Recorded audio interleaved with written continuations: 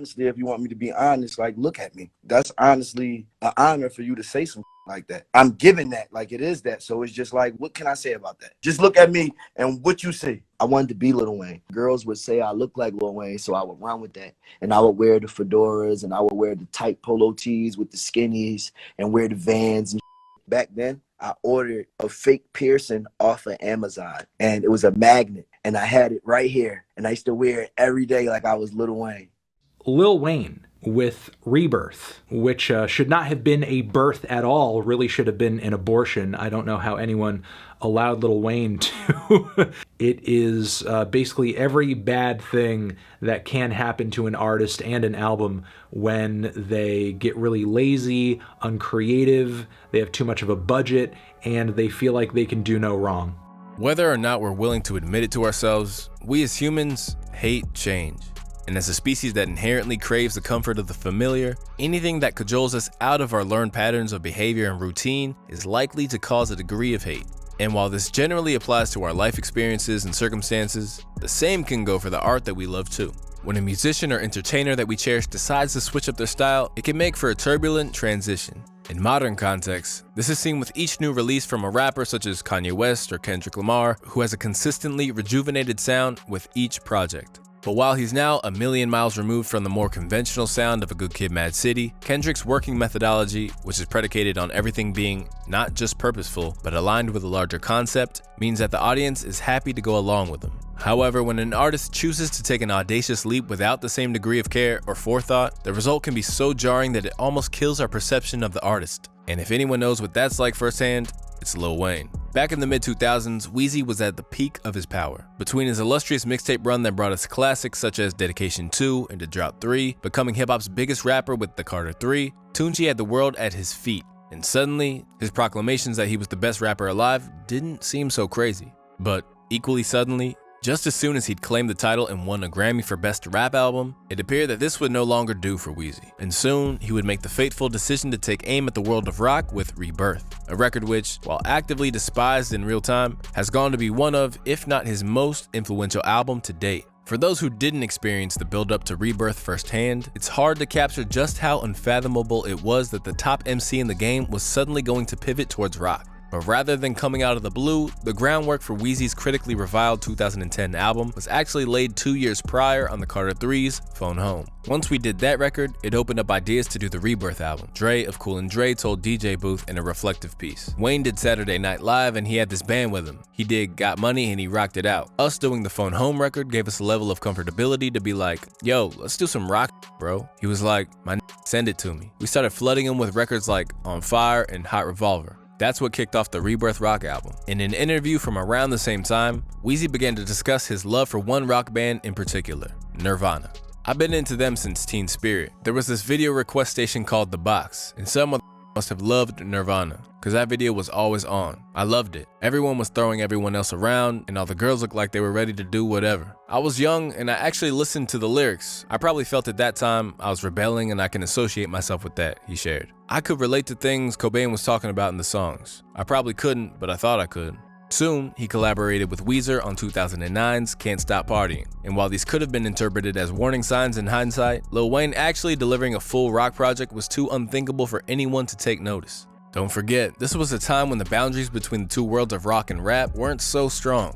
While projects such as the Judgment Night soundtrack and one-off collaborations such as Method Man and Limp Bizkit or Run DMC and Aerosmith, no artist had ever made the leap in such a drastic way, let alone one as entrenched in hip-hop as Lil Wayne. As while those were all side projects and experiments, this would be the next release in a blockbuster career. In fact, the prospect was so unbelievable that even those who were involved in its creation, such as producers Infamous and Drew Correa, had a hard time believing that something like Prom Queen could really be positioned at the top end of a new Lil Wayne project. Wayne hit me up one night and wanted us to come through to the studio to make some tracks with him live, they recalled. When the track came together the next morning, everyone thought it was the shit, and Lil Wayne told us it would be a single. We thought he was joking, Correa adds. We thought he was saying that just to be nice, but a couple of days later, we were signing paperwork and it was actually happening. There were rumors Wayne was working on a rock album, but I assumed it was just 808 drums with guitars on it. But that night, when we worked on the track, Wayne said he wanted lots of drums, bass, and guitars. Infamous told Billboard. Drew started to add organs and Wayne said no. That's when I realized it was actually going to be a real rock album. He's done everything he can with hip-hop and has proven himself, Infamous continued. Now he's about to prove himself as a rocker, and we're excited to be a part of it. With the release of Prom Queen as a single not exactly filling audiences with confidence, Weezy faced a lot of backlash. Nevertheless, Tunechi was undeterred and told Billboard that he removed all constraints from his artistry within hip-hop to create a new vision. With the promotional hype machine in overdrive, those who helped piece the project together continued to have faith in it, even as response to both Prom Queen and the Nicki Minaj-aided Knockout were middling at best. At the time, Wayne's hype was so high that fans just ignored the singles Prom Queen and Knockout. As a result, the album still debuted at number 2 on the Billboard charts, but once fans actually turned on the record, they felt scammed. In Weezy's entire career, Rebirth is his most critically panned album, earning a Metacritic score of just 37 out of a possible 100. The project led the same publications that had championed him on the Carter II to question where it all went wrong. The problem is that Lil Wayne has very questionable taste in rock, said the Rolling Stone. He splutters and wails over tracks stuffed with aggro stomp and bland riffage. It sounds like he's been holding up with a bunch of Spy Mob and Incubus records. Rather than being reevaluated in a positive light years later as other controversial records have, the outlook on Rebirth hasn't changed. As a result, it landed a place on Anthony Fantano's worst albums of the entire decade. Lil Wayne with Rebirth, which should not have been a birth at all, really should have been an abortion. I don't know how anyone allowed Lil Wayne to do a rock crossover record where it's nothing but beats, awkward, distorted, very loud guitars.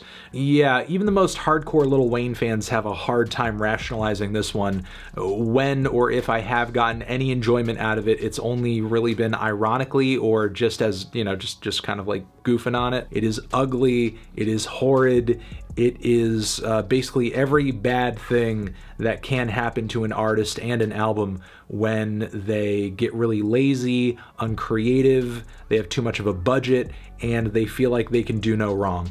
Seen as one major blemish on his resume, what makes Wayne's decision to go rock even more infamous is that, in some ways, he laid the foundations for what we see in hip-hop today. With tracks such as Love Scars wading into the same rock-influenced waters as Rebirth, Trippie Redd has revealed that he keeps a picture of himself and Tunechi in his bag and doesn't go nowhere without it. With Trippie proclaiming that, "I feel like Baby Wayne," there's an argument to be made that Weezy, whether directly or indirectly, empowered everyone from Lil Peep to Juice WRLD to push ahead with a sound that straddles both rock and rap. And in hindsight, people are beginning to take notice.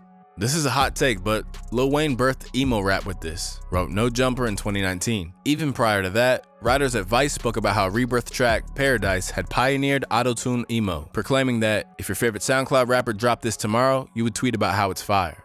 Aside from the music itself, Wayne's stylistic choices during the Rebirth era were pivotal in molding a man who'd famously declared himself not to be a rapper at all, but a rock star in Lil Uzi Vert. As long before he was annoying old heads with his love for Marilyn Manson, Uzi was wearing the rock-oriented attire that was synonymous with Weezy's most divisive period. Honestly, if you want me to be honest, like, look at me. That's honestly an honor for you to say something like that. I'm giving that, like it is that. So it's just like, what can I say about that? Just look at me and what you see. I wanted to be Lil Wayne. Girls would say I look like Lil Wayne, so I would run with that. And I would wear the fedoras and I would wear the tight polo tees with the skinnies and wear the Vans and back then, I ordered a fake piercing off of Amazon, and it was a magnet, and I had it right here, and I used to wear it every day like I was Lil Wayne.